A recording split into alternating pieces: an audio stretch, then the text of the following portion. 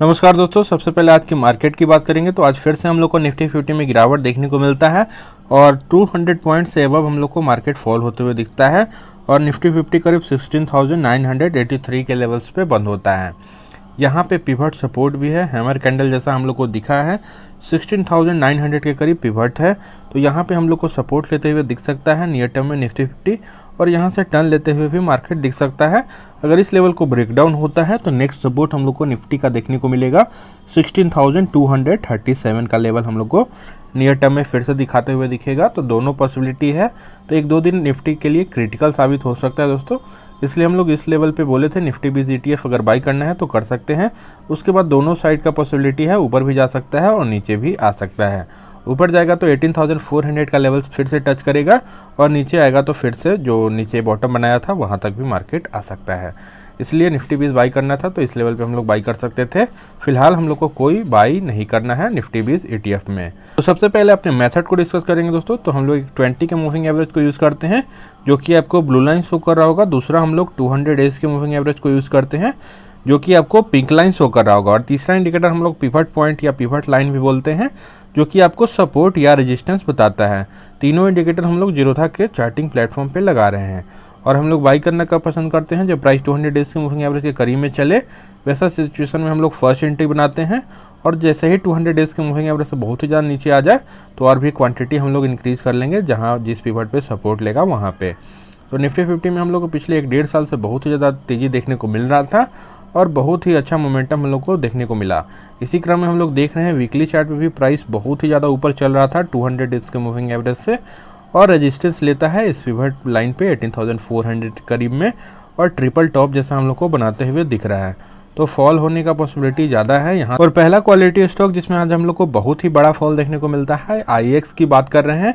Exchange का काम करता है जहाँ इलेक्ट्रिसिटी यूनिट ट्रेड होता है। एक शानदार डेट फ्री स्टॉक है और मल्टी बैगर रिटर्न पास्ट में निकाल करके दिया था और प्राइस 200 डेज के मूविंग एवरेज से बहुत ही ज़्यादा ऊपर चल रहा था।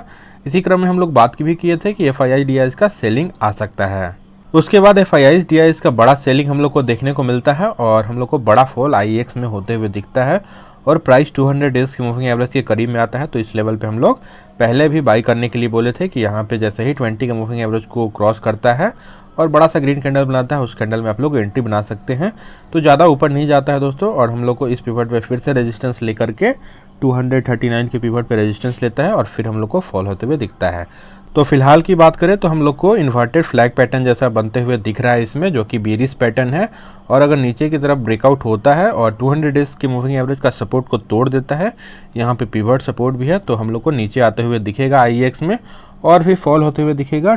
205 का लेवल्स भी हम लोग को नियर टर्म में दिखा सकता है दोस्तों और इस लेवल को भी अगर ब्रेकआउट नीचे की तरफ दे देता है तो 186 का नेक्स्ट टारगेट होगा IEX में।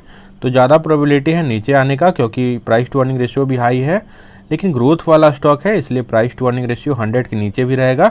तो हम लोग मैनेजेबल पी मानेंगे। 100 के अबव जाएगा तो हम लोग सोचेंगे कि इसमें थोड़ा ओवर वैल्यूड हो चुका है, इसलिए SIP मोड से ही इन्वेस्टमेंट बेस्ट माना जाता है प्राइस टू अर्निंग रेशियो को निगेट करने के लिए। तो SIP मोड से ही इन्वेस्टमेंट करना है। अगर फ्रेश एंट्री आप लोग को बनाना है तो एक बड़ा सा ग्रीन कैंडल यहाँ पे IEX में 3-4% का बनते हुए दिखता है तो आप लोग बाई कर सकते हैं। और IEX में अगर फ्रेश एंट्री के लिए लेवल्स की बात करें तो क्योंकि बहुत सारे मित्र हमारे कमेंट सेक्शन में बोले थे कि लेवल्स भी बताइएगा, तो करीब 240 के लेवल्स तक आप लोग बाई कर सकते हैं। 240 को क्रॉस करेगा जैसे ही आप लोग IEX बाई कर सकते हैं, JTT ऑर्डर आप लोग लगा सकते हैं क्योंकि जैसे ही 20 के मूविंग एवरेज के ऊपर क्लोजिंग देगा तो हम लोग को लगेगा कि और भी यहाँ से ऊपर जाने का प्रोबेबिलिटी बनेगा। अगर यहाँ से हम लोग अगर नीचे ब्रेकडाउन देता है तो 200 डेज के मूविंग एवरेज को क्रॉस करते हुए नीचे आ जाएगा। तो इसलिए 240 के एबव में हम लोग बाई करेंगे IEX को। और अगर प्राइस टू अर्निंग रेशियो भी हम लोग कंपेयर करें तो IEX का प्राइस टू अर्निंग रेशियो अभी 68 के पी पे आपको मिल रहा है। वहीं CDSL की बात करें जो कि एक एक्सचेंज का ही काम करता है और डेफ्री स्टॉक CDSL भी है 51 के पी पे आपको मिल रहा है। तो बहुत क्वालिटी स्टॉक है, दोनों आपके पोर्टफोलियो में जरूर होना चाहिए। और अगर IEX की हम लोग रिसेंट शेयर होल्डिंग पैटर्न की बात करें जो कि मार्च 2022 में अपडेट होते हुए हम लोग को दिख रहा है तो FIIs के पास करीब 27% का होल्डिंग है। पिछले क्वार्टर में FIIs के पास 31% का होल्डिंग था, तो 4% के करीब FIIs ने इसमें कुछ स्टेक बेचा है दोस्तों, क्योंकि प्राइस टू अर्निंग रेशियो भी हाई था और 200 डेज के मूविंग एवरेज से भी बहुत ही ऊपर चला था वीकली चार्ट पे, इसलिए FIIs ने कुछ यहाँ स्टेक कम किया है, प्रॉफिट बुक किया है। DIS की बात करें तो DIS ने इस क्रम में स्टेक बढ़ाते हुए हम लोग को नज़र आ रहा है। 19.48% का होल्डिंग DIS के पास फिलहाल है। पहले 17.66% का होल्डिंग हुआ करता था। तो DIS ने इस क्रम में स्टेक बढ़ाया है। पब्लिक की बात करें तो पब्लिक के पास बहुत ही बड़ा होल्डिंग है। 53.15% का होल्डिंग पब्लिक के पास है। तो बहुत ही क्वालिटी स्टॉक है दोस्तों, और शेयर होल्डिंग पैटर्न बहुत ही शानदार है। FIIDS का अच्छा विश्वास है IEX पे। और अगला बात करेंगे ICICI बैंक का क्वार्टरली रिजल्ट बेहद ही शानदार आया है, और Q4 का प्रॉफिट करीब 60% ईयर ऑन ईयर बेसिस पे हम लोग को इंक्रीज होते हुए दिख रहा है। और नेट प्रॉफिट बढ़ के दोस्तों हो चुका है 7019 करोड़ के करीब, और जो पिछले साल था 4403 करोड़। तो बहुत ही अच्छा रिजल्ट आया है ICICI बैंक का। नेट इंटरेस्ट इनकम भी इंक्रीज हुआ है 21% के करीब, जो कि बहुत ही अच्छी बात है, और करीब 12,605 करोड़ का रहा है। पिछले साल करीब 10,431 करोड़ का नेट इंटरेस्ट इनकम रहा था। और ICICI बैंक का शेयर होल्डिंग पैटर्न बहुत ही ज़्यादा शानदार है दोस्तों। FIIs की बात करें तो 43.95% का होल्डिंग है। FIIs ने पिछले क्वार्टर की तुलना में कुछ स्टेक कम किया है, क्योंकि FIIs का लगातार बिकवाली भी चल रहा था, लेकिन बहुत ही ज़्यादा अभी भी शेयर होल्डिंग पैटर्न में FIIs का मात्रा है। DIS की बात करें तो DIS ने कुछ स्टेक बढ़ाया ही है पिछले क्वार्टर की तुलना में। DIS के पास अभी फिलहाल 44.58% का बड़ा होल्डिंग है।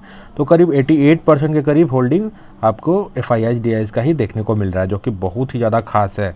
और ICICI बैंक में बात करें तो गवर्नमेंट के पास भी 0.24% का बड़ा होल्डिंग है, जो कि बताता है कितना सेफ स्टॉक है। पब्लिक के पास करीब 11.23% का होल्डिंग है।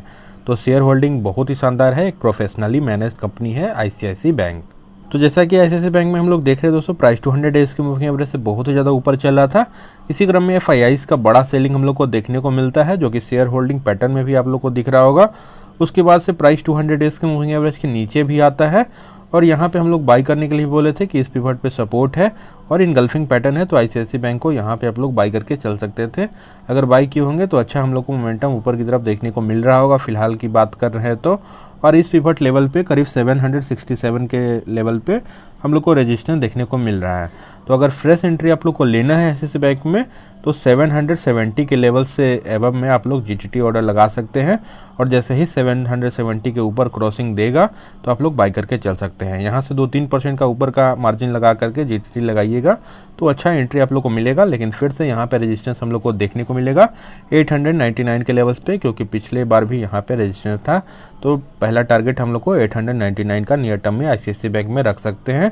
अगर यहाँ से फॉल करता है तो फिर से नीचे का पिवट पे आ सकता है, लेकिन इन्वेस्टिंग करेंगे तो हम लोग को समय समय पे बाई करना है। तो अभी फिलहाल 200 डेज की मूविंग एवरेज के करीब में चल रहा है, तो यहाँ पे हम लोग बाई करके चल सकते हैं एक 3-4% के बड़े से ग्रीन कैंडल के बाद। और जैसा कि मार्केट में हम लोग को गिरावट देखने को मिल रहा था बहुत सारे स्टॉक्स में, लेकिन एक स्टॉक जिसमें हम लोग को आज 5% का तेजी देखने को मिल रहा है दोस्तों, वो है वरुण बेवरेजेस की हम लोग बात कर रहे हैं। इंडिया में कोको कोला ब्रांड को मैन्युफैक्चर करता है, उसको प्रमोट करता है। तो इसमें हम लोग देख रहे थे बहुत ही ज़्यादा लंबा कंसोलिडेशन हम लोग को देखने को मिल रहा है, और एक ट्रायंगल पैटर्न जैसा कंसोलिडेशन था 200 डेज के मूविंग एवरेज के करीब में। उसी का हम लोग को ब्रेकआउट वरुण बेवरेजेस में देखने को मिल रहा है, और अच्छा हम लोग को ग्रीन कैंडल ऊपर की तरफ क्लोजिंग होते हुए दिख रहा है। तो अगर फ्रेश एंट्री आप लोग को लेना है तो थोड़ा सा वेट कर सकते हैं। जैसे ही इस पिवट लेवल को क्रॉस करेगा दोस्तों 1085 के लेवल्स को अगर क्रॉस करता है, एक बड़ा सा ग्रीन कैंडल बनाता है 3-4% का, तो मान लीजिए 1100 को क्रॉस करेगा VVL, तो आप लोग बाई करके चल सकते हैं। तो 1100 के ऊपर ही बाई करना है, उसके नीचे नहीं, क्योंकि पिवट का रेजिस्टेंस है। फिर से यहाँ से रेजिस्टेंस लेके फॉल कर सकता है नियर टर्म में, तो 1100 के ऊपर अच्छा बाई बनेगा VVL में। और अगर हम लोग वरुण बेवरेजेस लिमिटेड की हम लोग बात करें फाइनेंशियल्स की, तो बहुत ही शानदार हम लोग को फाइनेंशियल देखने को मिल रहा है, जहाँ 6.08 थाउजेंड करोड़ का हम लोग को रेवेन्यू 2018 में देखने को मिला था दोस्तों, वो 2021 में बढ़ के हो चुका है 9.24 थाउजेंड करोड़। तो हम लोग को लीनियर इंक्रीज तो नहीं देखने को मिल रहा है, क्योंकि बीच में एक साल कोविड का दौर आया था, उसमें हम लोग को बहुत ही सेल्स में डाउन होते हुए दिखा था। लेकिन हम लोग ओवरऑल बात करें तो अच्छा ग्रोथ हम लोग को वरुण बेवरेजेस लिमिटेड में देखने को मिल रहा है। वहीं प्रॉफिट की भी बात करें तो 290 करोड़ का प्रॉफिट जहां 2018 में था, वो बढ़ के 2021 में होते हुए दिख रहा है हम लोग को 690 करोड़। तो बहुत ही स्टीप इंक्रीज हम लोग को देखने को मिल रहा है बोथ सेल्स और प्रॉफिट में। और अगर शेयर होल्डिंग पैटर्न की भी बात करें वरुण बेवरेजेस लिमिटेड की, तो बहुत ही शानदार शेयर होल्डिंग पैटर्न आपको देखने को मिलेगा। प्रोमोटर्स के पास करीब 65% का बड़ा होल्डिंग है। FIIs की बात करें तो 21.03% का बड़ा होल्डिंग FIIs के पास है, तो स्लाइटली डिक्रीज किया है FIIs ने, स्टिल बड़ा होल्डिंग FIIs के पास है। DIS की बात करें तो 7.21% का होल्डिंग DIS के पास है, और पब्लिक की बात करें तो 6.87 का बहुत ही स्मॉल होल्डिंग पब्लिक के पास है। तो क्वालिटी स्टॉक में पब्लिक का होल्डिंग थोड़ा कम ही होता है, जो कि हम लोग को बता रहा है कितना क्वालिटी स्टॉक है, क्योंकि FIHDS का बड़ा होल्डिंग है 28% के करीब, और प्रोमोटर्स का भी अच्छा खासा होल्डिंग है।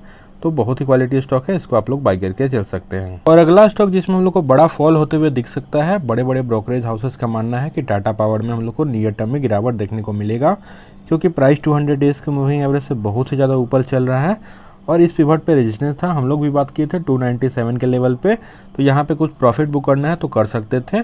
उसके बाद हम लोग को बढ़िया पुल बैक देखने को मिल रहा है। टाटा पावर की बात करें तो इलेक्ट्रिक व्हीकल का चार्जिंग स्टेशन लगाने वाला है, बहुत ही ज़्यादा ग्रोथ वाला सेक्टर है इलेक्ट्रिक व्हीकल सेक्टर। इसमें चार्जिंग स्टेशन में मेन मार्केट लीडर हो सकता है आपका टाटा पावर, इसलिए क्वालिटी है स्टॉक है, ग्रोथ भी है, और सोलर एनर्जी, विंड एनर्जी ये समय भी अपना हाथ जमाने वाला है टाटा पावर। तो हम लोग रिन्यूएबल एनर्जी के क्षेत्र में भी टाटा पावर पर बेट लगा सकते हैं। तो वीकली चार्ट पे भी बात करें तो वीकली चार्ट पे भी प्राइस 200 डेज के मूविंग एवरेज से बहुत ही ज़्यादा ऊपर चल रहा है दोस्तों, और देख रहे हैं हम लोग को पिवट का रेजिस्टेंस भी देखने को मिल रहा है। तो इसलिए यहाँ पे थोड़ा बहुत हम लोग को गिरावट और भी नियर टर्म में देखने को मिल सकता है, क्योंकि हम लोग बात करें अभी भी फिलहाल 200 डेज के मूविंग एवरेज से ऊपर ही चल रहा है, और इस लेवल को जब तक ब्रेक नहीं करेगा तब तक हम लोग को ऊपर की तरफ मोमेंटम देखने को नहीं मिलेगा। तो अब नियर टर्म में और भी फॉल होते हुए दिख सकता है, और टारगेट करीब 187 का हम लोग को दिखा सकता है।